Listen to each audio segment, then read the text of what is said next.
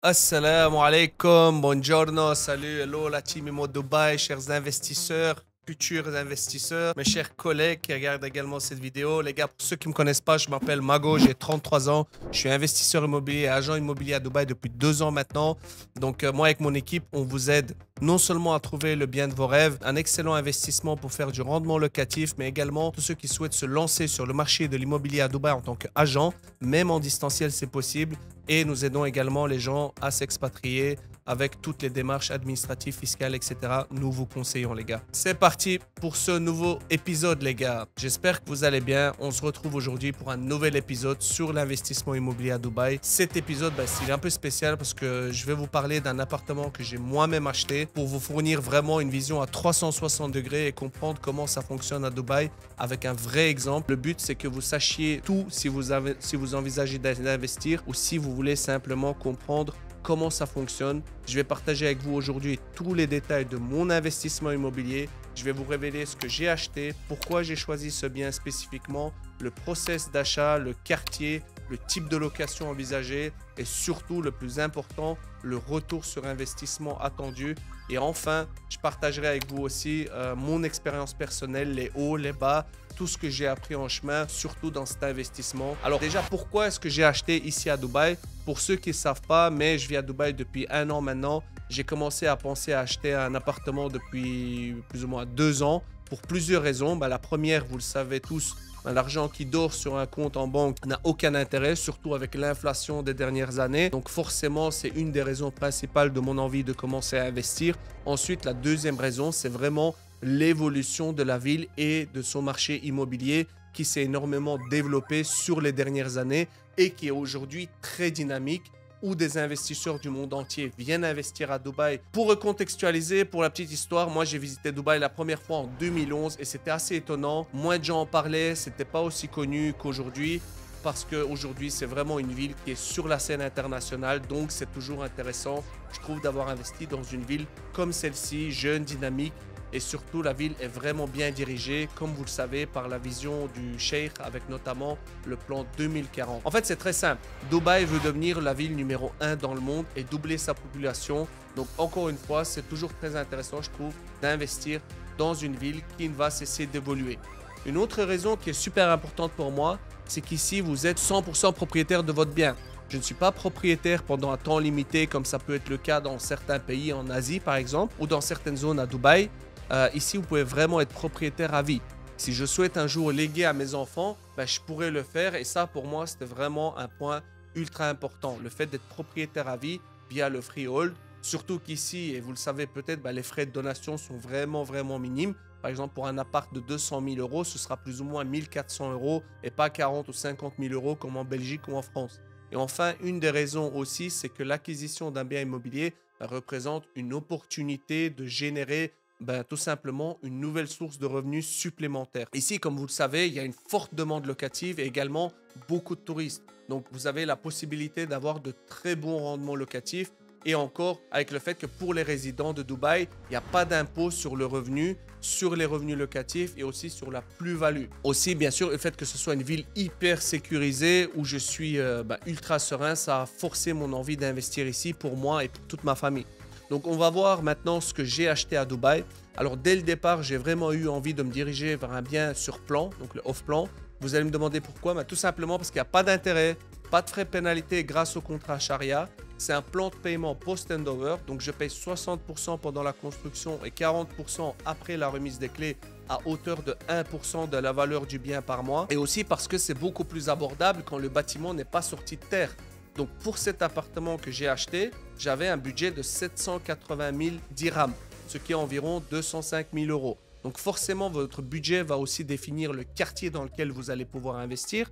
En effet, si vous avez un budget de 300 000 euros par exemple, forcément, vous allez pouvoir investir dans des endroits beaucoup plus premium. Encore une fois, ça dépend de votre stratégie de départ et des raisons pour lesquelles vous faites un achat immobilier à Dubaï. Si c'est pour diversifier, si c'est pour l'utiliser partiellement, ça dépend vraiment de votre stratégie. Donc, j'ai acheté un bien moins d'1 mois après son lancement et c'est une période où le promoteur va vous offrir éventuellement des prix un peu plus avantageux ou de belles réductions pour justement attirer des premiers acheteurs ou investisseurs Donc, ben, c'est super intéressant parce que déjà, ça vous permet sans effort, entre guillemets, de déjà faire une petite plus-value. Parce que généralement, les prix sont un peu plus bas pendant cette phase initiale de lancement. Ensuite, la question s'est posée, est-ce que j'achète un studio ou est-ce que j'achète un one bedroom? Encore une fois, je me suis posé ces différentes questions, mais pour moi, ça dépend vraiment de votre budget. Pour ma part, j'ai décidé d'investir dans un one bedroom. Pourquoi? Parce que c'est une option qui correspondait plus à mon budget. Et ensuite, clairement, moi, c'était un investissement. J'ai pas du tout pour but d'y habiter. Donc, c'est vraiment pour la location. Et le one bedroom m'allait parfaitement. Sachez aussi que si vous envisagez la location saisonnière, donc plutôt du Airbnb, c'est vrai que les one bed ont tendance quand même à avoir des taux d'occupation plus élevés. Donc peut-être plus intéressant si vous choisissez cette stratégie. Pour ma part, donc, j'ai décidé de m'orienter vers l'appartement une chambre dans le quartier de Liwan, qui est situé dans la continuité de Dubaï, environ 15-20 minutes de downtown, le centre-ville, et 25-30 minutes de Dubaï Marina. On est dans un quartier en plein essor, très bien desservi par la route, donc c'est un endroit aussi qui est déjà bien établi. Donc c'est assez intéressant, vous avez des hôpitaux, des parcs, des centres commerciaux, des hôtels sont même en train de s'implanter. Vous avez la Dubai Silicon Oasis, des universités. C'est vraiment un secteur aujourd'hui qui est en plein développement, donc avec un potentiel de croissance élevé puisque le quartier continue de se développer et selon moi, Liwan, c'est vraiment un choix judicieux pour ceux qui disposent d'un budget similaire au mien pour investir à Dubaï. À Dubaï aussi, quelque chose de super important, c'est que tous les achats que vous ferez, vous serez propriétaire à vie, comme je disais. Donc, et pour être transparent, entre le moment où j'ai acheté cet appartement, donc en décembre 2023, et le moment où je vous tourne cette vidéo, on est en début janvier 2025, donc à peu près un an, la demande pour ce quartier n'a cessé d'augmenter. J'ai déjà eu des offres de rachat pour mon appartement alors que il n'est même pas encore terminé, il n'est même pas encore sorti de terre. Mais je vous expliquerai tout ça à la fin de la vidéo quand on parlera plutôt de chiffres et de rentabilité. Alors c'est parti, maintenant on va voir ensemble le one bedroom que j'ai investi à 783 000 dirhams, ça fait environ 205 000 euros. Donc on a un plan de paiement, c'est-à-dire que cet appartement, je ne le paye pas d'un coup et heureusement, je le paye en plusieurs échéances. Donc c'est un appartement de 635 square feet, donc le square foot c'est la mesure américaine pour ceux qui ne savent pas. Et 1 mètre carré est égal à peu près 11 square feet. Donc pour vous le donner en mètres carrés, le plus simple, c'est que vous divisiez par 10 à chaque fois. Donc en gros, c'est 60 mètres carrés au total, surface intérieure et extérieure. Ici, quand on vous parle de surface, on calcule toujours comme ça. Donc, alors qu'en Belgique, on parle plutôt de surface habitable. Donc en gros, à Dubaï, j'ai acheté un 50 mètres carrés de surface habitable et 10 mètres carrés de balcon. Alors si on prend que l'intérieur, on est quand même sur 50 mètres carrés, ce qui est quand même pas mal pour un one bedroom à Dubaï. C'est normal. Et encore, pour être honnête, ils ont pas mal diminué les surfaces dans les nouvelles constructions parce qu'ils ont tout simplement compris que le projet était plus rentable si au lieu de mettre 10 appartements par étage, ils en mettaient du coup plus. Fin de la parenthèse. Donc là, on est sur 50 mètres carrés, c'est quand même super confortable pour un one bed. Vous avez une cuisine fermée avec une master bedroom, 2 toilettes, une pour les invités et une pour la chambre, un espace de détente également pour la télé et le canapé. Donc comme vous pouvez le voir sur l'écran, je vous mets la brochure et la maquette. Nous sommes quand même sur un bâtiment où chaque appartement dispose d'un balcon, mais nous sommes surtout en fait sur une résidence hyper moderne avec plein de amenities. Ils ont en fait des équipements du bâtiment disponibles. En fait, les promoteurs créent de plus en plus de résidences modernes avec plein d'espace pour les habitants. Alors, donc, dans ce bien que j'ai acheté, vous avez une piscine, un espace pour les enfants, un espace barbecue, un coworking, une salle de gym, un cours de tennis, un jogging track. Et quand vous achetez une unité, vous avez aussi un parking. Donc ça, c'est un petit plus qui est non négligeable. Et surtout, cet appartement est équipé d'un système Smart Home avec une entrée électronique autonome que vous pouvez gérer à distance. Donc parfait si vous envisagez de louer votre bien avec Airbnb. L'appartement que j'ai acheté, il est au 5e étage. Donc souvent, si vous avez beaucoup de passages sur la route, je vous recommande d'acheter plutôt un appartement plus haut pour éviter justement les nuisances sonores. Mais ici, en fait, il y a un parc devant la résidence. C'est une toute petite route avec une seule voie. Donc, on va pas du tout être gêné par le bruit. Donc, 5e étage, pas du tout dérangeant pour ici. Et c'est pourquoi je me suis positionné sur celui-ci. J'ai pris un appart, une chambre avec vue sur la piscine. Alors, forcément, les prix des appartements peuvent varier en fonction de la vue de l'étage. Ici, pour avoir la meilleure vue, la différence de prix était quand même assez importante.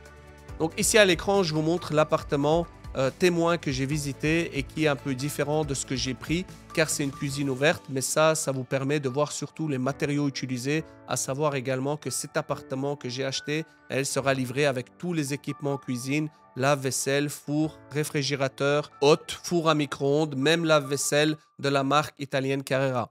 Les meubles encastrés dans les murs seront aussi disponibles, il faudra juste mettre un lit, un canapé et une belle télé et le tour est joué. Ce qu'il faut savoir, justement, c'est que les promoteurs qui vendent des unités entièrement meublées, n'hésitent pas à augmenter les prix en conséquence. À Dubaï, honnêtement, pour ceux qui ne connaissent pas, l'ameublement d'un appartement coûte moins cher qu'en Belgique ou en France. Ça, c'est clair et net. Vous savez, en temps normal, quand je cherche un bien pour les investisseurs avec qui je travaille, je vais toujours à proposer un promoteur qui a un track record, un historique costaud. Je vérifie ce qui a déjà été livré, si le promoteur est sérieux ou pas, s'il livre dans les temps, la qualité des finitions. Mais ici, le promoteur va seulement livrer son premier projet. Ça semble bien parti. On verra les finitions et ça annoncera la couleur pour les prochains projets. Alors, qu'est-ce que je vais faire de cet appartement? Et on va rentrer un peu plus dans le vif du sujet. Donc ici, avec cet appartement, j'ai deux possibilités qui s'offrent à moi. Premièrement, la location longue durée. Donc ici à Dubaï, c'est des contrats d'1 an où généralement le propriétaire peut demander à être payé en un seul chèque. Il y a aussi des personnes qui acceptent des paiements en plusieurs fois. Généralement, c'est 2, 4 ou 6 chèques vraiment grand maximum. Ce sont des chèques que le locataire vous remet à l'avance. Donc, pas de risque de loyer impayé. Et ça, je trouve que c'est vraiment trop important. Donc, ça, c'est la première option de location, la longue durée. Pour une location longue durée, cet appartement, on pourrait envisager un loyer annuel entre 60 et 70 000 dirhams compte tenu de la modernité de l'emplacement privilégié de l'appartement avec la proximité de downtown et surtout de ses finitions parce que pour le quartier, ce sera un des appartements les plus modernes.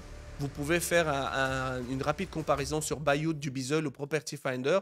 Donc les one bedroom se louent aujourd'hui actuellement en janvier 2025 à peu près 70 000 dirhams, même s'ils sont nettement inférieurs en termes de qualité et surtout en termes d'emplacement par rapport aux nouvelles constructions.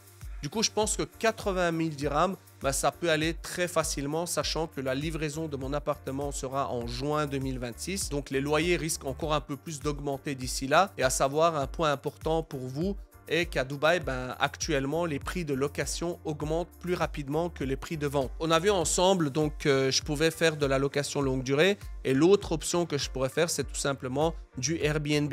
Alors, pour être très transparent avec vous, quand j'ai acheté cet appartement, je pensais plus à une location à l'année, tout simplement parce qu'on ne peut pas considérer Liwan aujourd'hui comme un quartier touristique, donc Dubailand, sauf qu'en passant pas mal de temps sur les plateformes de location courte durée, on se rend compte qu'il y a une demande pour ce type de logement. Alors évidemment, la clientèle n'est pas la même que celle des personnes qui viennent passer une semaine en vacances à Dubaï avec un certain budget qui souhaitent plutôt privilégier uniquement downtown Marina. Mais en fait, à Dubaï, il y a aussi des visiteurs avec un budget moins élevé pour le logement. Des jeunes actifs qui arrivent à Dubaï et qui, le temps de chercher un appartement définitif, doivent également se loger et du coup s'orientent sur des quartiers comme Liwan, JUIC, Arjan, etc. Donc je sais que la location saisonnière, c'est aussi pas mal développé dans ces zones. En soi, j'ai encore du temps pour me décider, mais dans cette vidéo, nous allons considérer que je vais opter pour de la location longue durée.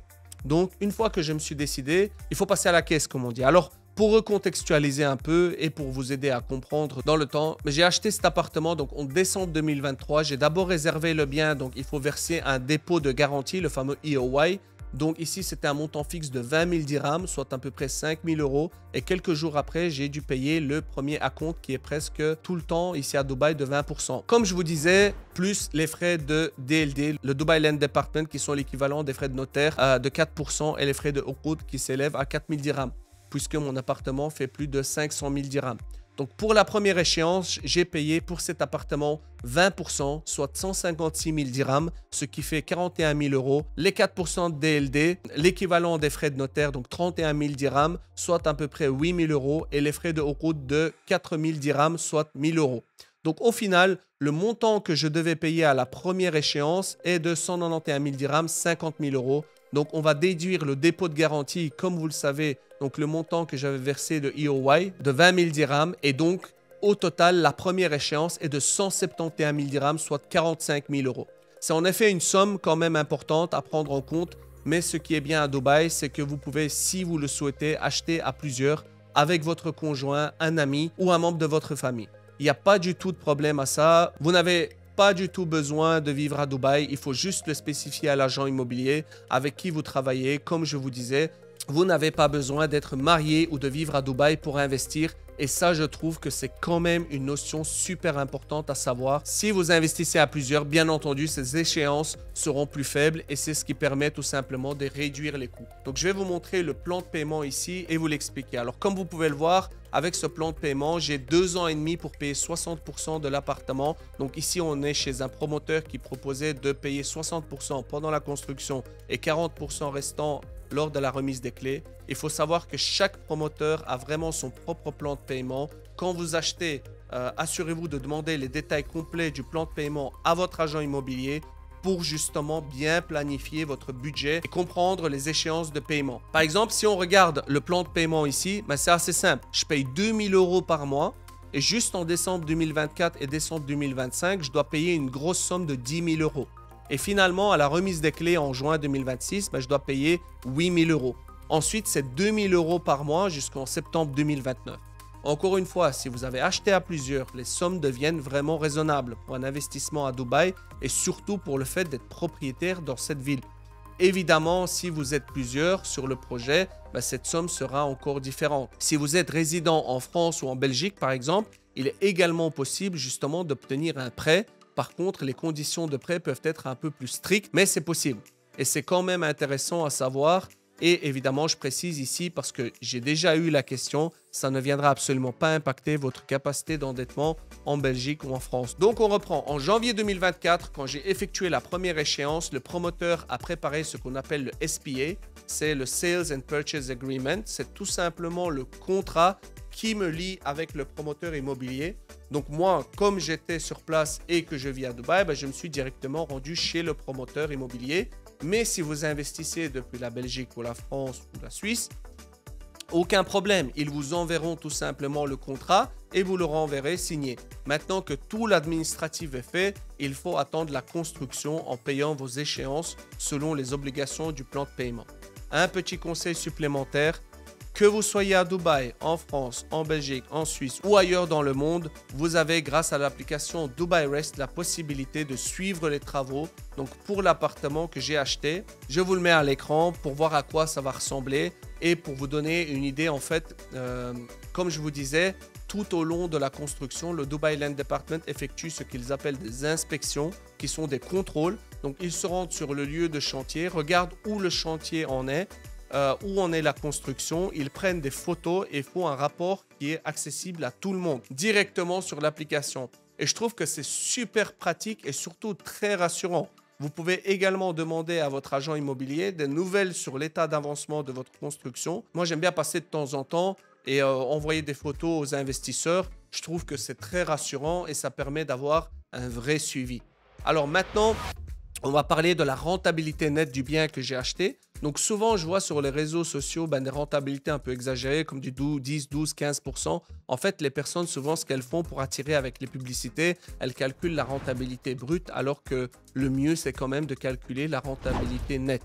Et ici, je ne parle pas de rentabilité nette parce que tout simplement, je le répète, il n'y a pas d'impôt sur les revenus fonciers à Dubaï. En revanche, en étant propriétaire, il y a quand même des frais. Donc, c'est ce qu'on appelle les service charges. Donc, en français, ce sont les frais de service qui sont en fait l'équivalent des charges de copropriété. Et ici, c'est un frais annuel récurrent. Donc, chaque année, payé par le propriétaire du bien pour en fait l'entretien et la maintenance des parties communes dans les immeubles. Donc, bien évidemment, je trouve que c'est normal vu que dans les bâtiments, il y a quand même une piscine, une salle de sport, cours de tennis, des aires pour les enfants, coworking, barbecue, les parkings, il y a aussi les gardiens qui y sont H24. Il y a également les frais de ménage qui sont compris. Donc ici, vraiment, tous les bâtiments sont très propres et c'est quand même très appréciable. On ne va pas se le cacher. Alors, ces frais varient par quartier. On est au quartier de Liwan, le quartier dans lequel j'ai acheté ce one bedroom. On est sur 15 dirhams par square foot. Donc, je vous évite de faire le calcul. Je vais le faire directement. Donc, ici, c'est 15 dirhams x 635, ce qui fait à peu près 9500 dirhams, soit 2500 € l'année. Et si on le reporte au mois, on est sur 200 € par mois. Donc, pour ma part, vraiment, c'est mon point de vue. pour vivre ici, je trouve que c'est totalement justifié de payer 200 € par mois pour avoir tous les équipements auxquels vous avez accès. Donc évidemment, dans votre calcul de rentabilité, il faut les compter parce que ça impacte directement votre rentabilité. Mais surtout, c'est qu'ici à Dubaï, comme je vous le disais, c'est toujours le propriétaire qui paye les frais de service. Donc avant de calculer ensemble la rentabilité, on va quand même récapituler les différents frais que j'ai eu pour cet appartement. Donc l'appartement que j'ai acheté en lui-même, c'est 783 000 dirhams. Donc ça, on l'a vu. Ensuite, il y a le deuxième, les frais de DLD, donc 4%, 31 000 dirhams. Ensuite, Uqud de 4 000 dirhams. Et ensuite, on a les service charges de 9 500 dirhams. Donc au total, cet appartement, il me coûte 818 000 dirhams. Donc du coup, le loyer, comme je vous le disais, pour calculer la rentabilité, on va se baser sur un loyer à 70 000 dirhams. Et je prends vraiment une moyenne hyper basse parce que je suis certain que d'ici juin 2026, je pourrais largement le louer minimum 80 000 dirhams. Mais on va être plutôt conservateur pour faire le calcul de rentabilité. Donc la formule pour calculer la rentabilité nette, donc vous faites le loyer moins les charges annuelles divisé par le prix de l'appartement plus les frais de DLD, donc les frais de notaire, plus les autres frais fois 100. Donc ici, je vous mettrai le calcul à l'écran, mais en fait, on fait 70 000 dirhams moins 9 500 divisé par le prix de l'appartement, donc 780 000 dirhams, plus les frais de DLD 31 000 et les frais de coût 4 000 fois 100. Donc, on arrive ici à une rentabilité de 7% et demi. Et si vous êtes résident à Dubaï, cette rentabilité, c'est ce qu'on appelle une rentabilité nette. Car, comme je vous le disais, il n'y a pas d'impôt sur les revenus locatifs ici, sachant qu'il faut prendre en considération qu'à Dubaï, comme j'ai dit, les loyers augmentent. Donc, vous allez avoir en fait une croissance du revenu locatif. Votre rentabilité nette va donc augmenter dans le temps. Aujourd'hui, on est sur un quartier un peu plus excentré. Mais dans quelques temps, ce quartier va continuer à se développer et c'est exactement ce qui s'est passé avec les quartiers de JVC. Et aujourd'hui, à savoir que les meilleurs rendements locatifs se font à JVC et Arjan. Donc les loyers que vous avez en fait aujourd'hui à JVC, ce n'est pas du tout les loyers qu'il y a eu il y a quelques années.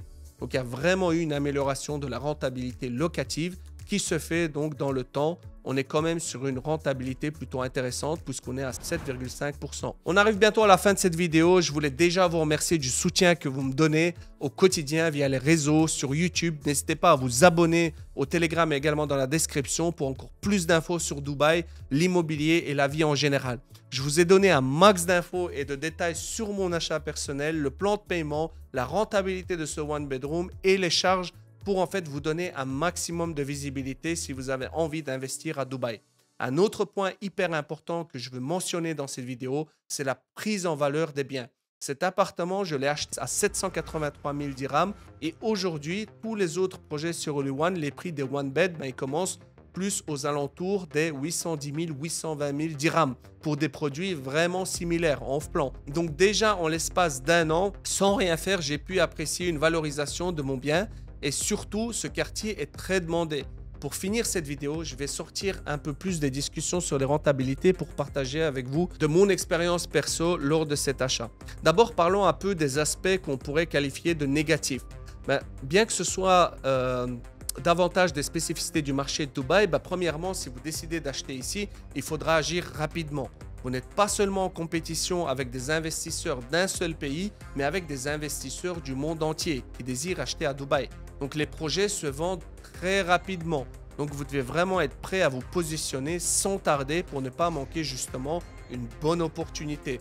Je comprends que ça puisse être un défi, surtout pour un investisseur européen habitué à un rythme différent. Mais ça, c'est en réalité, c'est ce qui se passe. Vraiment, la team à Dubaï, les meilleurs projets partent souvent très rapidement. D'ailleurs, je me suis amusé un peu à remonter la conversation quand j'ai acheté cet appartement. Et entre le moment où on m'a proposé ce projet en me disant qu'il allait sortir et le moment où j'ai versé le EOY, il s'est écoulé un peu moins de 2 semaines. Ce qui est assez long, mais au final, heureusement que j'ai pas mis plus de temps pour me décider parce que en un mois, le projet était complètement sold out et j'aurais pu avec grande facilité manquer cette opportunité. Et c'est pour ça vraiment que je vous encourage, même si vous avez pour projet d'acheter seulement dans quelques mois, à commencer à prendre contact avec moi pour définir vraiment votre besoin, votre stratégie. Ça vous permettra d'être prêt lorsqu'il y a les bonnes opportunités qui se présentent et qui répondent justement à tous vos critères. Un deuxième point important à savoir, c'est que lorsque vous achetez un appartement à Dubaï, vous devez prévoir un apport initial quand même assez conséquent. Ce que je vous conseille, c'est que quoi qu'il arrive, même s'il y a des plans de paiement, c'est que vous ayez au moins plus ou moins 50% de la somme de l'appartement disponible. Même si voilà, vous pouvez payer avec différentes échéances, mais ça permet quand même de voir venir et de ne pas vous retrouver dans une situation pas très confortable pour vous. Et enfin, un conseil qui peut être d'une grande aide, c'est de vous faire accompagner. Surtout qu'ici, l'accompagnement par un agent immobilier, il est gratuit pour vous. Vous ne payerez pas plus cher pour ce service. Donc, il faut juste vous assurer simplement que l'agent immobilier, il soit fiable, sérieux. Peut-être qu'il a déjà lui-même investi à Dubaï, qu'il habite ici depuis un petit moment et pas forcément quelqu'un qui a une licence RERA, les gars, qui est valide parce qu'elle est juste recommandée et pas obligatoire sur le marché. Vous savez, il est ultra simple à l'avoir. On peut la passer en ligne avec ChatGPT limite. Donc, c'est pas la licence qui fait qu'un agent immobilier est compétent ou pas. C'est son expérience, les réponses aux questions spécifiques qu'il vous donne, son track record, les avis de ses investisseurs, de ses clients. Donc, pour conclure, les gars, ces insights, j'espère, vous donneront une meilleure compréhension des nuances de l'investissement immobilier à Dubaï et vous aideront à investir.